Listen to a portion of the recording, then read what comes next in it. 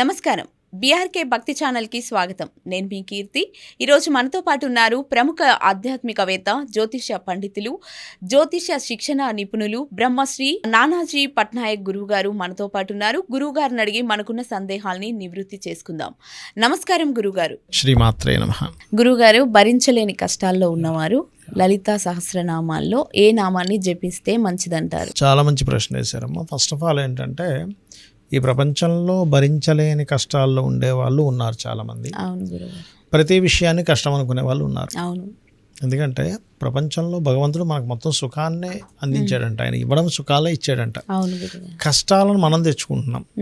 దేనివల్ల అంటే ఒక కోరిక, ఒక డిజైర్ ఉన్నప్పుడు కష్టం కూడా ఉంటుంది. పక్కన ఇప్పుడు ఒక వ్యక్తి ఐఏఎస్ ఐపీఎస్ అవ్వాలి, ఏం చేయాలి? ఎవ్రీ డే కొన్ని గంటల పాటు 12 hours ఎంతో స్టడీ మీద పెట్టాలి. దానికి కష్టం అనుకుంటే తప్పు కదా. అవును. ఒక బిజినెస్ ఇంప్రూవ్ అవ్వాలి, అయ్యో నేను కష్టపడిపోతున్నా, నాకు కష్టాలంటే అట్లా. బిజినెస్ ఇంప్రూవ్ అవ్వాలంటే నువ్వు ఎందుకు ఇంప్రూవ్ అవ్వాలనుకుంటున్నావు? ధనం కోసమే.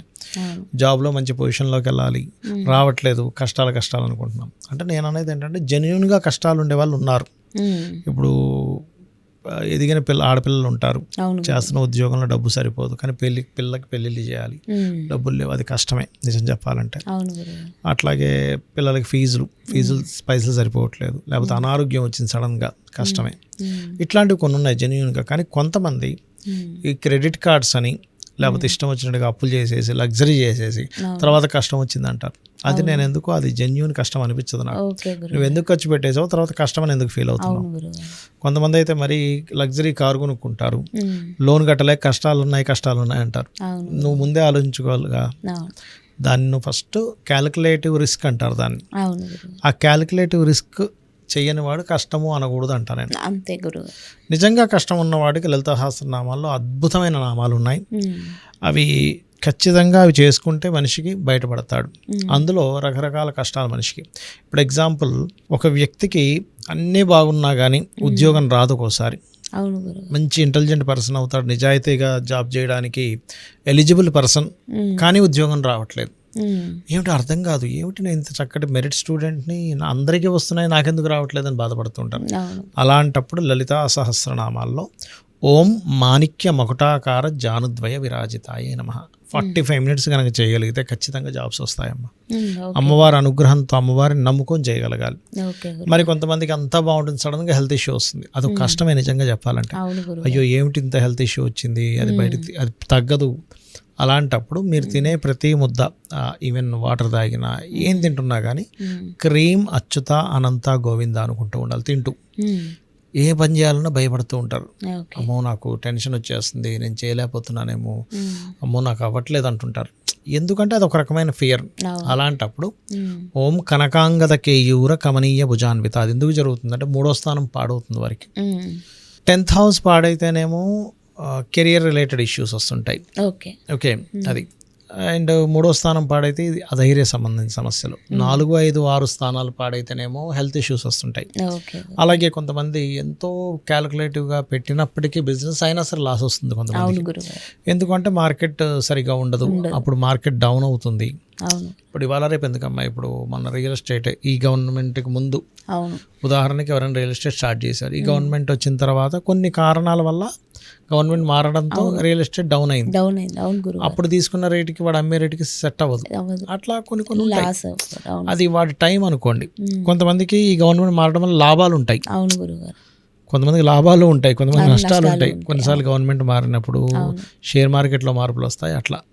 సో అలాంటప్పుడు వ్యాపారంలో బాగా కలిసి రావాలి అంటే ఎక్కువగా వీళ్ళు చేయవలసింది ఏమిటంటే, గోవుకి గోంగూర తినిపిస్తూ ఓం ఇంద్రగోప పరిక్షిప్త స్మరతోనా భజంగికాయై నమః అనే మంత్రం చేసుకుంటుండాలి.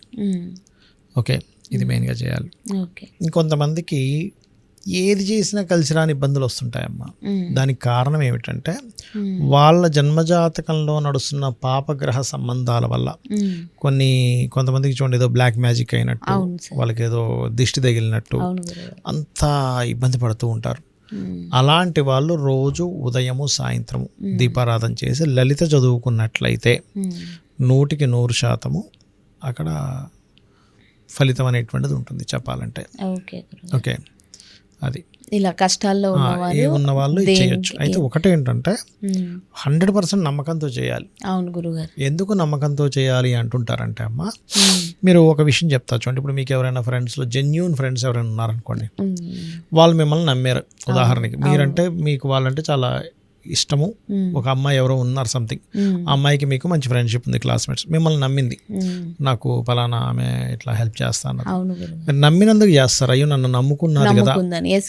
మరొక మనిషే నమ్మినందుకు చేస్తున్నప్పుడు భగవంతుడు నమ్మినందుకు ఆయనంత జెన్యూనిటీగా ఉంటాడు. అవును గురుగారు. దేవుని లాంటి మనిషి అంటాం మనం.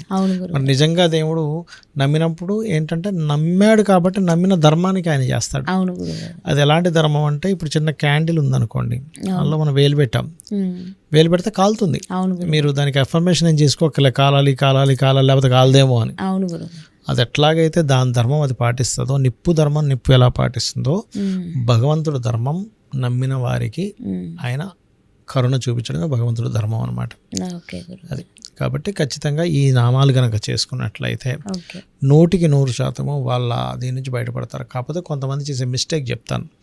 ఇది నేను ఇప్పుడు ఒక 45 minutes 1 hour చేయమన్నా ప్రతి ఏం చేస్తారంటే, ఇది ఒక 1 hour చేసి మిగిలిన 23 hours వాళ్ళ మైండ్లో ఏం జరుగుతుందంటే, ఏమో అవ్వదేమో ఏంటో చేస్తున్నాను కానీ ఇది చేస్తున్నా కానీ ఇది కలుస్తుంది. ఏంటంటే ఏమైపోయింది, మీరు ఈ మంత్రం కంటే ఈ మంత్రం ఎక్కువైపోతుంది, నెగిటివ్ మంత్రం ఎక్కువైపోతుంది, థింకింగ్ ఎక్కువ అవుతుంది. ఎప్పుడైనా సరే మీరు ఎంత నెగటివ్ థింకింగ్ చేస్తుంటే మీ షట్చక్రాలు అంతా బ్లాక్ అయిపోతుంటాయి. షట్చక్రాలు ఎప్పుడైతే బ్లాక్ అవుతుంటాయో మీ మైండ్కి పని ఎక్కువ పడుతుంది వాటిని రిలీజ్ చేయడానికి. పర్టికులర్గా చాలామంది దిగులుగా ఉండడానికి కారణం ఏంటంటే అనాహత చక్రం బ్లాక్ అయిపోతుంది. అనాహత చక్రాన్ని రిలీజ్ చేయడానికి బ్రెయిన్ ఎక్కువ పనిచేయాలి, అది ఎక్కువ పనిచేసి దాన్ని రిలీజ్ చేయమంటుంటుంది. అందుకే చూడండి, చాలా మందికి ఏదైనా తప్ప మనసు బాగాలేదు, ఎక్కడ పట్టేసినట్టుంది అంటాడు. ఏదో పనికి మీకు ఇక్కడ హృదయ స్థానంలో పట్టేసినట్టు ఉంటుంది. ఎందుకు అంటే అది అనాహత చక్ర స్థానం అనమాట. అందుకని ఏంటంటే ప్రతి పనిని ఎంజాయ్ చేస్తూ ముందుకెళ్ళిపోతూ ఉండాలి. అది. ఓకే గురుగారు, చాలా చక్కటి విషయాన్ని వివరించారు. ధన్యవాదాలు గురుగారు. శ్రీమాత్రే నమః.